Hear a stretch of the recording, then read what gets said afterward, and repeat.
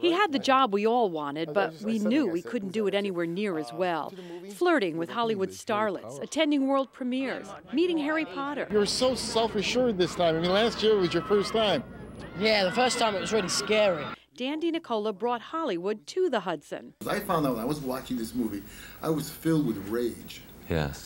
And while we would have considered that the job of a lifetime, Dan had more to give. He liked to explore people's thoughts and feelings. He treasured history and tradition, and sometimes thumbed his nose at both. I'd just like to say that I'm no longer a dude. Don Decker hired Dan at WRGB. Actually, I would have liked to have seen him cover hard news, but he seemed to be more bent on feature stories and things that he would like to work on, and he'd bring them to our attention, and we'd say, hey, that sounds like a good idea. Dan mostly liked to engage viewers with his whimsical view of the human condition. There was the time he set out to prove his theory that pets started looking like their owners. He claimed that people who wore hats were terrible drivers and got a teacher to create some scientific proof. Hat wearers banded together to revile him. And Dan never met an April 1st he didn't want to celebrate. In 1995, Dan got Schenectady Mayor Al Jasinski and the Schenectady County Sheriffs to arrest Minnie Scalise for supposedly violating a city ordinance by leaving her Christmas decorations up too long. Minnie was cuffed and hauled off to the slammer, but before she ever got there, April Fool.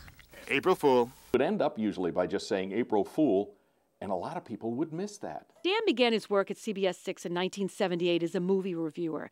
At the time, he was a high school English teacher who had parlayed his love of entertainment into a weekly column at the Schenectady Gazette. Thank you, Dan, and I hope you get a chance to see Tough Guys, and I hope you enjoy it. How good was Dan? He won 3 Emmys, one for the vision he had that ultimately created a television icon.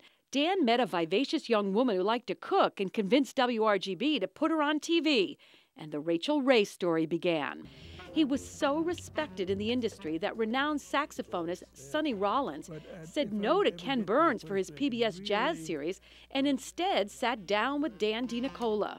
Dan loved jazz, he loved his kids, he loved baseball, especially the Red Sox, and he loved to read, and he loved to share. Dan always said he felt he had something to say and a story to tell, and in the end, it was his own personal struggle with cancer that he shared with us. I'm Dan DiNicola.